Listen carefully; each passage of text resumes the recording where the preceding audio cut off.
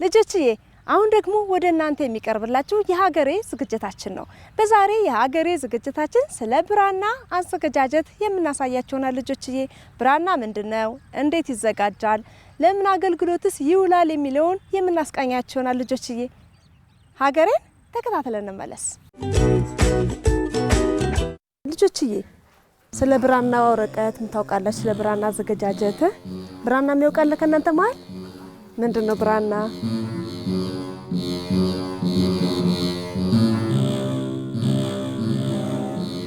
እንደምን አረፈዳችሁ? ሰላም ናችሁ? ሰላም መለካዩ እንዴት ናችሁ? ሰላም ናችሁ?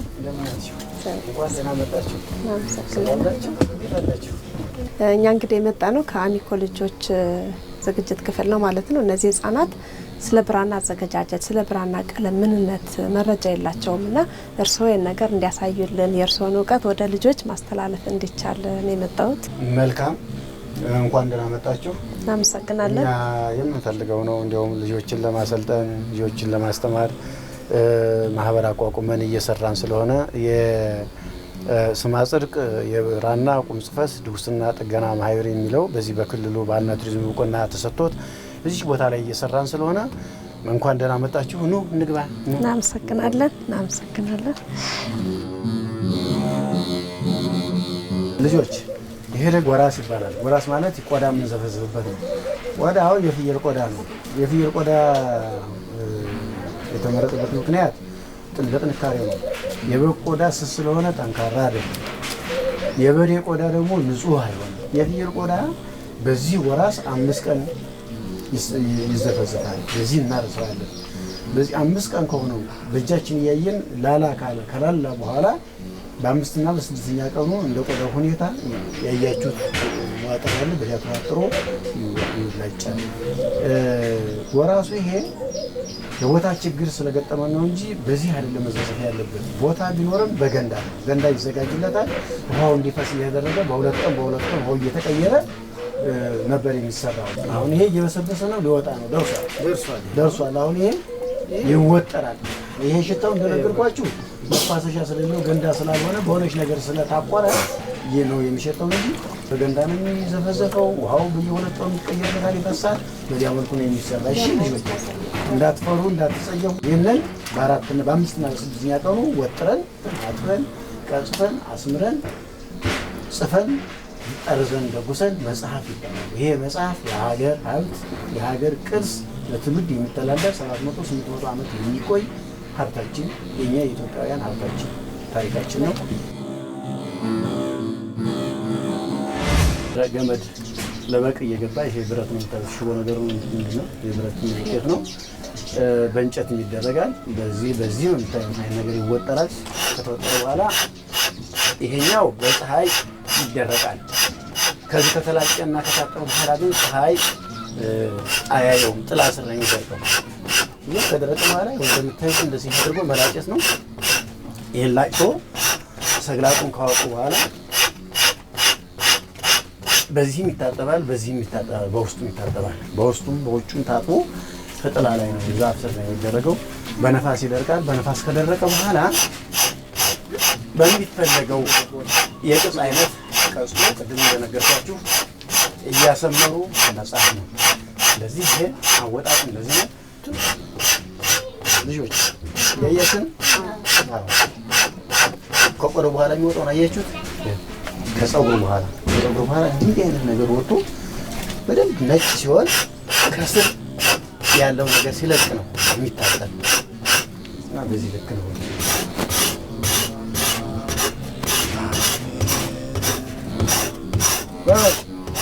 በደንብ አድርገን ነገር ነው።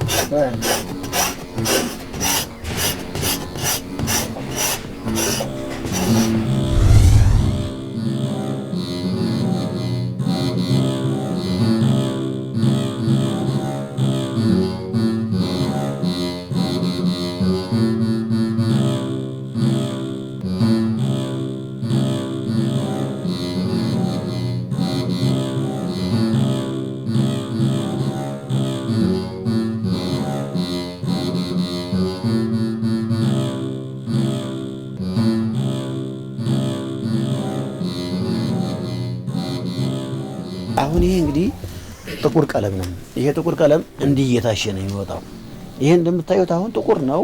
ይሄ ጋዝ የሚባለው የሱ የጭስ ጠላት፣ በተለይ በገጠር እናቶቻችን ኩራዝ እያሉ ለቤት ለሚያበሩት የሚጠቀሙት እሱ የሱ ሲገኝ እሱ ሰብስበን ከዚያም ደግሞ የብረት ምጣድ በጀርባው በኩል ጠላት እሱን አጠራቅመን እዚያ እጽዋት አሉ፣ ቀረጥን የመሳሰሉ እጽዋት፣ ሌሎችም እጽዋት አሉ። እነሱን ሰብስበን አሳርረን ደቁሰን ከእህል አይነት ስንዴ፣ ገብስ እነዚህን አሳርረን ደቁሰን በውሃ አፍልተን እዚህ እየጨመርን አብረን ለቀለም ማዋሃጃ እናደርጋቸዋለን። እጽዋቶቹ ብዙዎች ናቸው፣ ከ12 በላይ ይሆናሉ። እነሱን ደግሞ ስናዘጋጅ ከተለያየ ቦታ አሁን ቅድም አስቀድሜ እንደነገርኳችሁ ቦታ ስለሌለን ከተለያየ ቦታ በዱር በዚያ ዙረን ስለምንፈልጋቸው እነሱን አዘጋጅተን እንደዚህ ቀለም ስናዘጋጅ እናሳያቸዋለን። ይሄ ተዘጋጅቶ ሊወጣ ትንሽ የቀረው ስለሆነ ነው የምነግራችሁና በዚህ መልኩ 6 ወር ታሽቶ ነው የሚወጣው። ቢያንስ 6 ወር እንደዚህ እየታሸ ፀሐይ ይመታዋል። ለረቅ ሲል ውሃ ይጨመርበታል። አንድ ጊዜ ውሃ፣ አንድ ጊዜ የገብስ ሀሩር እየተጨመረ እንደዚህ በጉልበት እየታሸ እንዲህ ተወቅጦ 6 ወር ነው የሚፈጀው። ከ6 ወር በኋላ ሲወጣ ቀለሙ አውጥተን በእንክብል በፀሐይ አድርቀን ከዚያ እየበጠበጥን መጽሐፍ ነው እና ይሄ ቀለም ከብራና ጋር ከተገናኘ በኋላ አይለቅም። አሁን እየተዳረሰ ነው ሊወጣ። ያንም እያያችሁ ነው። ጥቁሩ ቀለም አሁን ሀሩር እየተጨመረበት ነው። አሁን ተጨምሮ አሁን ወፈር ስላለ ሊቀጥም ነው። በሱ ይታሻል። ይሄንን እንደነገርኳችሁ ቀዩ ቀለም ራሳችን ያመጣ ነው። የራሳችን የምርምር ውጤት ነው። የአባቶቻችን ያቆዩን የምርምር ውጤት ነው። ወደፊት እያዘመነው እንሄዳለን። እናንተ ደግሞ ተረካቢዎች ናችሁ። የበለጠ ከዘመኑ ጋር አብራችሁ እየሄዳችሁ ምንም ተረክባችሁ በሰፊው ትሰራላችሁ ብለን እናስባለን። ይስጠንከር ሲልና አዞረ አይዛ ስለመድ እንደሞገጥ ይሄኛው ደግሞ ቀይ ቀለም ነው። ቅድም እንዳያችሁ ይህን ቀይ ቀለም ይኸው እኛው ራሳችንን የምናዘጋጀው ከእጽዋቱ ነው። ከተለያዩ እጽዋት አባቶቻችን የቀደሙ አባቶቻችን መዝግበው አስቀምጠውልናል። ለቀይ ቀለም የሚሆኑ እጽዋቶች ከእጽዋት ከአበባ ከተለያዩ ከፍሬያት ሁሉ ከአትክልት ፍሬያት ሁሉ ከነሱ ሁሉ ነው የሚቀመመው። በዛ መሰረት እጽዋቱ ባሉበት ፍሬያቱ ባሉበት አበቦችን እየለቀም ነው የምናዘጋጀው። ቀይ አፈርም አብሮ እዚህ ያለበት ይጨመራል።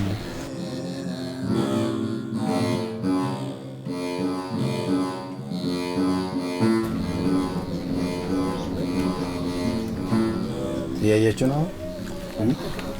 ይሄ ሸንበቆ ነው የሚባለው።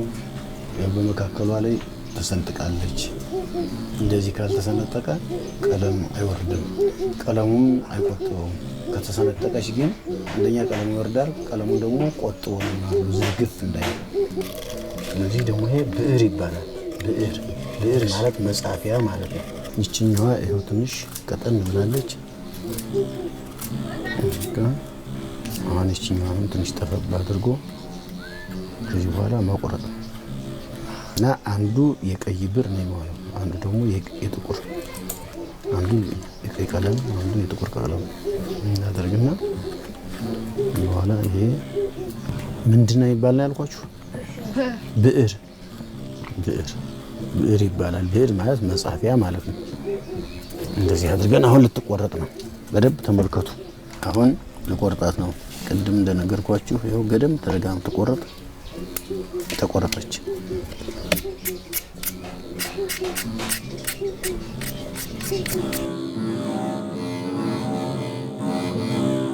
ሌላው ይሄ ብራና ነው። ይሄ ብራና የፍየል ቆዳ ነው። ይሄ ከፍየል ቆዳ ነው የሚወጣ። አንድ የፍየል ቆዳ በዚህ ስንት ገጽ ነው የሚሆነው?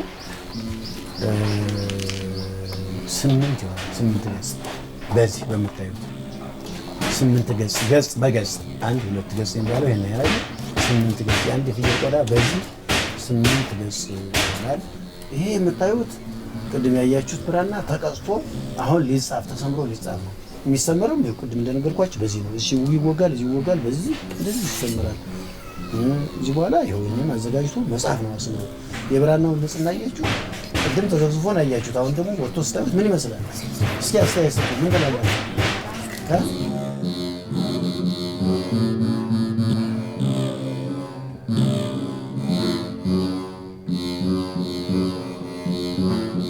ይቺ ሀ ማን ነው የምትባል? ይቺ ሀ ብዙሃን ውሃ ነው የምትባል። ብዙሃን በል እስኪ። አዎ ይቺ ሀ ብዙሃን ሀ ትባላለች በእኛ በግዕዙ። ይቺ ደግሞ ይቺ ህ ማን ትባላለች? ይቺ ህ ደግሞ አርግሃ መሩ ህ ወይም የአርግሃ መሩ ሀ ህ ትባላለች። ዘንተን ሀመሩ ሀ የምትሉት በእኛ በቤተክርስቲያን አርግሃ መር ትባላለች። አሁን ደግሞ ይኸው አራት ነጥብ አረፍተ ነገር ፍትሐሊት ቀዋይል ከፍትሐሊት። አሁን ይሄ በቀይ የሚጻፈው ልጆች ይሄ መጀመሪያ ማንሻ ሲሆን በቀይ ይጻፋል ለመጽሐፉ ክብር ሲባል። እንደገና እግዚአብሔር ሲል ማርያም ሲል የቅዱሳን ስም ሲሆን ለክብር ሲባል በቀይ ቀለም ይጻፋል። እሺ ይሄ የዳዊቱ የመዝሙር መጀመሪያ ስለሆነ ነው። አሁን ወደ ጥቁር እንገባለን።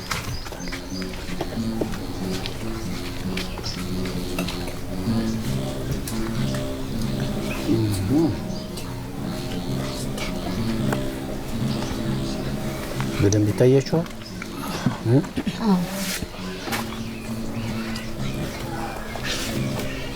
እቺ ደግሞ ይቺ እሳቱ ትባላለች። እሳቱ እዚህ ላይ የምትጻፈው ይችላል።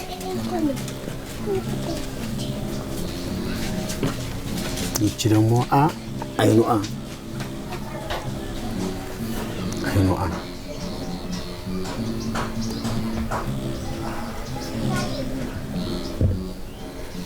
እቺ ደግሞ ጸሎቱ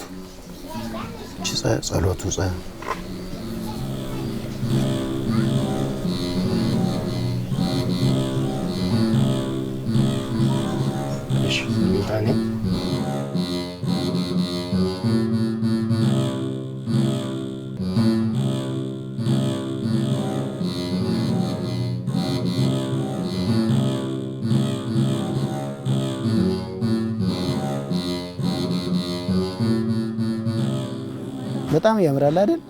በቃ ይሄንን እንድትሰሩ ጠንክራችሁ ይሄንን እናስተምራችኋለን። እሺ ይሄንን እናስተምራችኋለን። እዚህ ቀበሌ 13 እዚች ቦታ ላይ ሆነን ነው እየሰራን ያለና በቅርብ ነን ያለን ብላችኋል። እየመጣችሁ መማር ትችላላችሁ፣ ማየት ትችላላችሁ። ያው ሳትሰለችሁ ማለት ነው። እሺ ስሜ ዮሐንስ ከፍያለሁ ይባላል። ዛሬ ባደረግነው ጉብኝት የፍየል ቆዳ ተዘብዝፎና ተዘዋላ ከተላጨ በኋላ ደርቆ እንደምናየው በብራና መክተብ ተሰርቶ የሚጻፈውን ጽፈት የተመለከተነው የሆነ እሱን የተመለከተነው ደግሞ አሁን ትምህርት ምን ስላሉ እሱን በሱ ምክንያት ለማመስገን እንፈልጋለን። እሱን እዛ በኋላ ደግሞ የተለያዩ የሀገር ቅርስ የሆኑ መጽሐፍትን በድጋሚ በመስራት በመጻፍና በመደጎስ እያሳንትን እያሉ ስለሆነ ምስጋና ነው። ስሜ ኤልያስ ህይወቴ ይባላል። ዛሬ በዚህ በብራና ጽፈቱ እንዳየነው ከሆነ የቀለም አሰራሩን እንትኑም የጥቁሩም የቀዩም በጽዋት እንደሚሰራ ይተናል። እኔ እሱን እንዴት እንደሚሰራ ማየቴ ደስ ብሎኛል። መምህር መላከ ህይወትንም እናስተምራለን ምናምን ስላሉ በጣም እናመሰግናለን። እኛም የድሮ ቅርሶችን ባሁን እያደሱ ስለሆነ እናመሰግናለን። ትምህርቱንም እኛ እየመጣን ለመውሰድ እንሞክራለን። ልጆችዬ በዛሬ የሀገሬ ዝግጅታችን ከመምህር መላከ ህይወት ጋር በመሆን ከነዚህ ህፃናት ጋር ማለት ነው የብራና አዘገጃጀትን ለመመልከት ችለናል። እኔ በጣም ጥሩ መረጃ ጥሩ እውቀት አግኝቻለሁ ማለት ነው። እናንተም እንደተከታተላችሁትና እንደወደዳችሁት ተስፋ አደርጋለሁ። መምህር ለመላከ ህይወት ስለሰጡን ጊዜ ልጆችን ታሪካቸውን የሀገራቸውን ሀብት እውቀት እንዲረዱ ስላገዙን በጣም እናመሰግናለን።